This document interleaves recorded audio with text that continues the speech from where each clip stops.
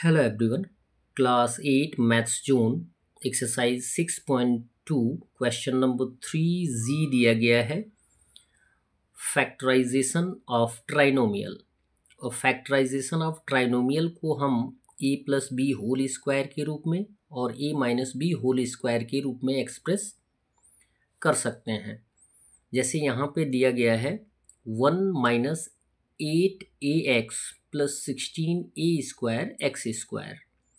इसको आप रीअरेंज करना चाहते हो क्वाड्रेटिक ट्राइनोमियल के रूप में तो रीअरेंज कर सकते हैं।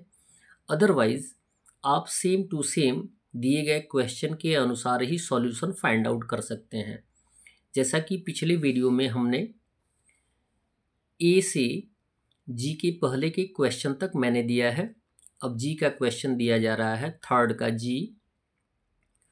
तो मिड टर्म को कुछ इस तरीके से स्प्लिट करते हैं कि प्लस माइनस करने पर -8ax आ जाए और मल्टीप्लाई करने पर 16 1 जा 16 आ जाए। क्या करते हैं, यदि वन कांस्टेंट टर्म होता है तो फर्स्ट जो क्वाड्रेटिक टर्म होता है उसके न्यूमेरिकल फैक्टर से मल्टीप्लाई कर देते हैं। ठीक है, 16 से 1 में मल्टीप्लाई करेंगे तो 16 आएगा। तो मिड टर्म -8x को टू पार्ट में हम स्प्लिट करेंगे, लिखेंगे -4ax -4ax। आप ये जानते हैं कि प्लस माइनस हम लाइक टर्म में ही कर सकते हैं, अदरवाइज नहीं कर सकते हैं। अब यहाँ पे -4 और -4 को अगर मल्टीप्लाई करेंगे तो माइनस इंटू माइनस प्लस हो जाएगा, 4 4 जा हो जाएगा 16 और -4 और -4 जुड़ जाएगा तो आंसर आएगा -8x। अब हम क्या करेंगे, हमारे पास दो पार्ट हैं, दो पार्ट ग्रुपिंग के रूप में एक एक पेयर है 4 टर्म्स के रूप में, तो इसमें से जो कॉमन होगा उसे हम कॉमन रख लेंगे। अभी आप ये देख सकते हैं कि 1 माइनस 4ax में कोई कॉमन नहीं है तो हम 1 एज ए कॉमन रख लेंगे और ब्रैकेट में 1 रख देंगे, -4ax आ जाएगा। ठीक है, अब नेक्स्ट पेयर को देखेंगे तो यहाँ पे 4 से 4 भी डिविजिबल है और 16 भी डिविजिबल है, तो -4 को एज ए कॉमन रखेंगे। ए दोनों में है, ए कॉमन हो जाएगा, एक्स दोनों टर्म में एक्स कॉमन हो जाएगा। इट मीन्स हमारे पास कॉमन के रूप में -4ax आ जाएगा। -4ax से -4ax में डिवाइड करेंगे तो 1 आ जाएगा। माइनस से प्लस में डिवाइड कर देंगे तो आंसर किस में आएगा, माइनस में। -4 से प्लस 16 में डिवाइड करेंगे तो -4 आएगा, 4 4 जा 16, प्लस माइनस माइनस हो गया। ए से ए कट जाएगा, सिंगल ए बच जाएगा, एक्स से एक एक्स कट जाएगा, सिंगल एक्स बच जाएगा, तो हमारे ब्रैकेट में आ जाएगा 1 माइनस 4ax। तो आप ये देख सकते हैं कि जो कॉमन है उसको हमने एक ब्रैकेट में रखा है, 1 माइनस 4ax एक ब्रैकेट में हो गया, और 1 माइनस 4ax को सिंगल टाइम लिख लेंगे एज ए कॉमन, तो हमारे पास आ गया -1 माइनस 4ax। सेम वैल्यू है, मल्टीप्लिकेशन का सिंबल है, तो इसको हम पावर के रूप में एक्सप्रेस कर सकते हैं। आंसर लिखेंगे 1 minus 4ax whole square. h दिया गया है 16a square minus 40ab plus 25b square. ठीक है, तो क्या करते हैं, यदि कॉमन लेने वाली बात आती है तो हम ले सकते हैं। कॉमन लेने का टर्म आता है कि हम तीनों टर्म में से कॉमन लें। यहाँ पे आप देख सकते हैं कि 16 इवन नंबर है, 40 इवन है, लेकिन 25 क्या है, ऑड है, तो हम कॉमन नहीं ले सकते हैं क्योंकि 2 से 16 डिविजिबल है, 40 डिविजिबल है, लेकिन 25 डिविजिबल नहीं है। 5 से बात करते हैं, 5 से 25 डिविजिबल है, 40 डिविजिबल है, लेकिन 16 डिविजिबल नहीं है, तो कोई कॉमन नहीं है। हम मिड टर्म को क्या मान लेंगे, -40ab मान लेंगे। ठीक है, और जो टर्म लास्ट वाला है उसको हम मान लेंगे 25b स्क्वायर। क्या करना होता है, मिड टर्म को टू पार्ट में हमें स्प्लिट करना होता है। कैसे स्प्लिट करेंगे, फर्स्ट टर्म के न्यूमेरिकल फैक्टर से सेकेंड टर्म के न्यूमेरिकल फैक्टर को मल्टीप्लाई कर देंगे। इट मीन्स 16 इंटू 25 करेंगे तो आंसर आ जाएगा 400, यानी -40 को दो ऐसे पार्ट में हमें स्प्लिट करना है कि मल्टीप्लाई करने पर 400 आ जाए। तो यहाँ पे हमने स्प्लिट किया है -20AB -20AB, दो पार्ट में हमने स्प्लिट किया और हमें आंसर लाना कितना है 400। तो माइनस इंटू माइनस क्या हो जाएगा प्लस, 20 इंटू 20 हो जाएगा 400। अब हम ग्रुपिंग कर लेंगे। ग्रुपिंग करेंगे तो दो दो टर्म का एक एक पेयर बनेगा। इसमें से कॉमन क्या आएगा 4 16 को भी डिवाइड कर देगा और 20 को भी डिवाइड कर देगा। तो 4 एज ए कॉमन हो जाएगा। इसमें से ए कॉमन ले सकते हैं क्योंकि दोनों टर्म में है। अब 4a से 16a² को डिवाइड करेंगे तो 4 4 जा 16, 4 आ जाएगा। एक ए से एक ए कट जाएगा तो सिंगल ए बच जाएगा, 4a हो जाएगा माइनस का सिंबल। 4 5 जा 20, ए से ए कट जाएगा, बचेगा बी, यानी 4a माइनस 5b आ जाएगा। अब यहाँ पे देखेंगे नेक्स्ट पेयर को, तो यहाँ पर आपको दिखाई देगा कि 20 और 25 दोनों 5 से डिविजिबल है। तो 5 को एज ए कॉमन रख लेंगे। -5 की बात करेंगे, -5 को एज ए कॉमन रख लेंगे और यहाँ पर देखेंगे दोनों टर्म में b है तो b एज ए कॉमन आ जाएगा। -5b से -20ab को रिड्यूस करेंगे तो माइनस से माइनस कट जाएगा। 5 4 जा हो जाएगा 24 लिख दिया गया और b से b कट गया, a बच गया 4a। और माइनस से प्लस में डिवाइड करेंगे तो माइनस आएगा। 5 से 25 में डिवाइड करेंगे तो 5 5 जा 25 यानी 5 आ गया। सिंगल बी से सिंगल बी कट जाएगा तो सिंगल बी बच जाएगा। अब जिसको हमने कॉमन रखा है उसको एक ब्रैकेट में रख लेंगे 4a माइनस 5b और यहाँ पे 4a minus 5b 4a minus 5b as a common आ जाएगा। तो दो पार्ट हमारे पास हो जाएंगे a इंटू ए, तो ब्रैकेट में पावर के रूप में हम इसे एक्सप्रेस कर लेंगे 4a minus 5b whole square. आय दिया गया है 49x power 4 minus 168x square y square plus 144 minus y power 4। अब इसमें आप ये देख सकते हैं कि यदि कोई कॉमन लेना हो तो हम कॉमन ले लें, अदरवाइज हम क्या करेंगे मिड टर्म को स्प्लिट करेंगे दो पार्ट में। इसमें से कोई कॉमन लेने की बात है ही नहीं है क्योंकि 49 7 से ही कटता है और इधर के जो न्यूमेरिकल फैक्टर हैं वो 7 से रिड्यूसिबल नहीं है।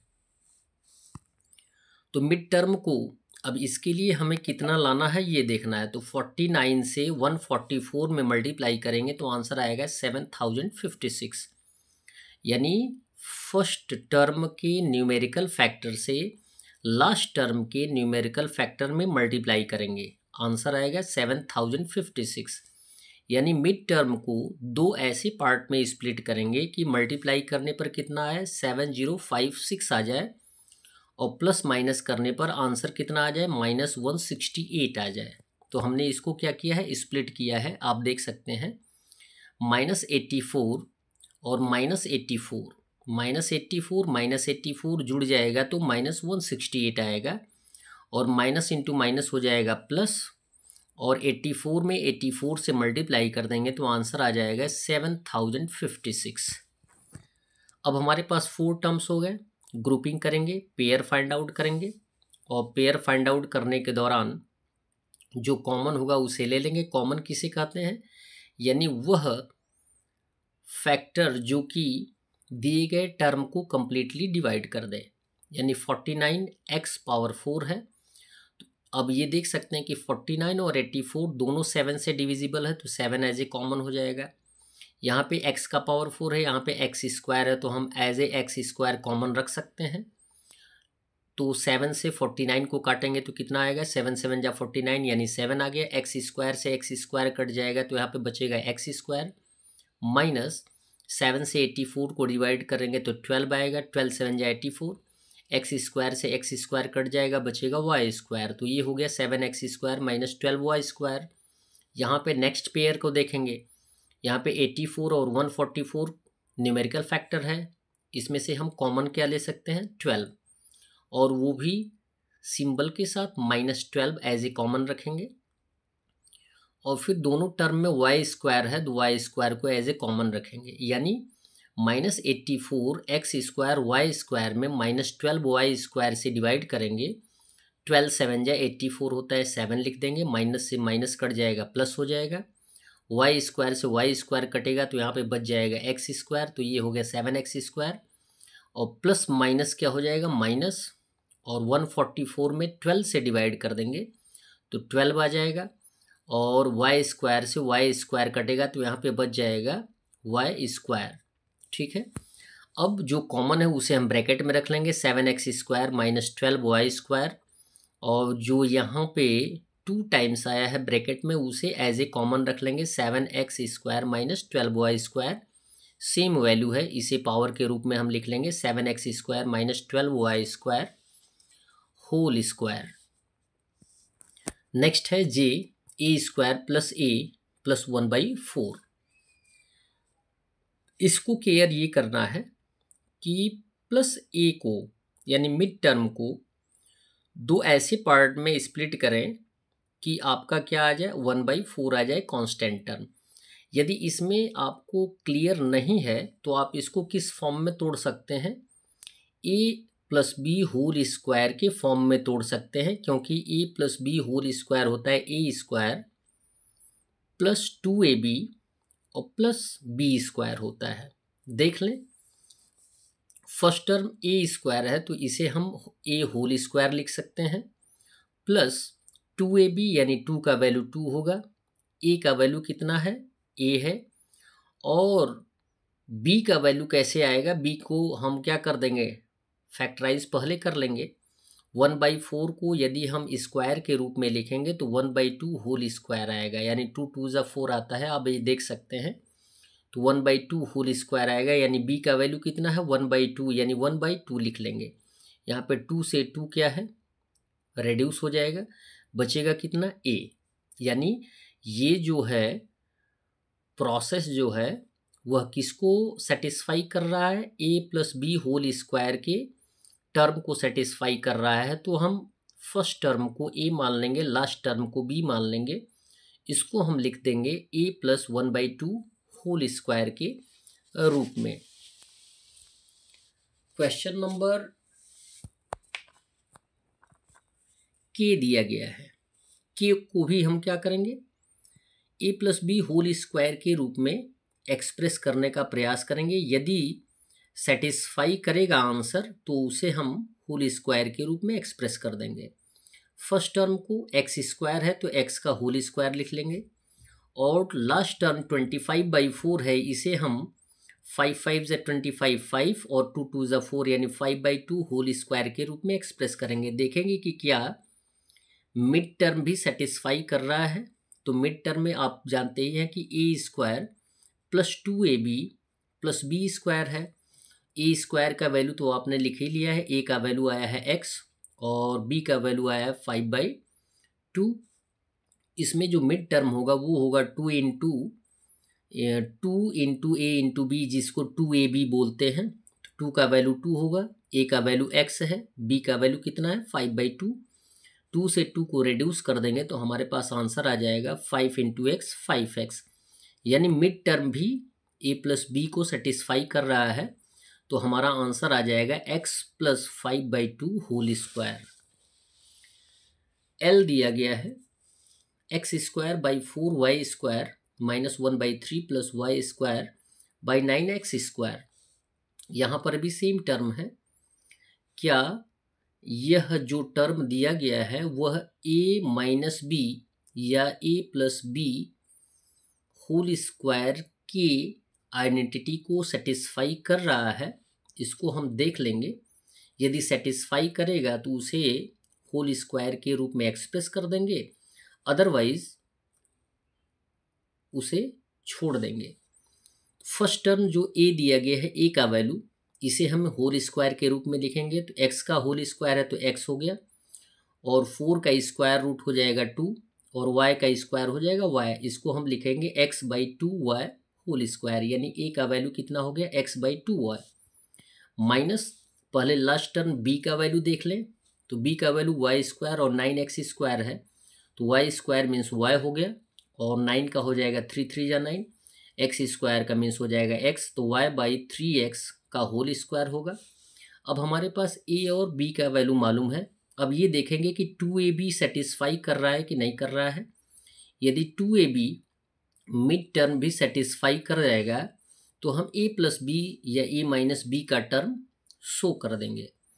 यहाँ पर a माइनस a 2ab है, तो 2 का वैल्यू 2, a का वैल्यू x बाई 2 है, b का वैल्यू कितना दिया गया y बाई 3x।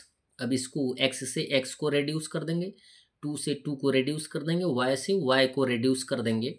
तो अब आप देखेंगे कि अप साइड 1 है और डाउन साइड 3 है, तो 1/3 होगा, यानी -1/3 आएगा, जो कि मिड टर्म को भी सेटिस्फाई कर रहा है। तो हमारे पास a का वैल्यू और b का वैल्यू है, इसको हम a minus b whole square के रूप में एक्सप्रेस कर देंगे। लिखेंगे x by 2y minus y by 3x whole square. Last question भी आप देख सकते हैं सेम टर्म में है, आप इसको सॉल्व करने का प्रयास अवश्य करेंगे। That's all. वीडियो को लाइक करें और चैनल को अवश्य सब्सक्राइब करें। धन्यवाद।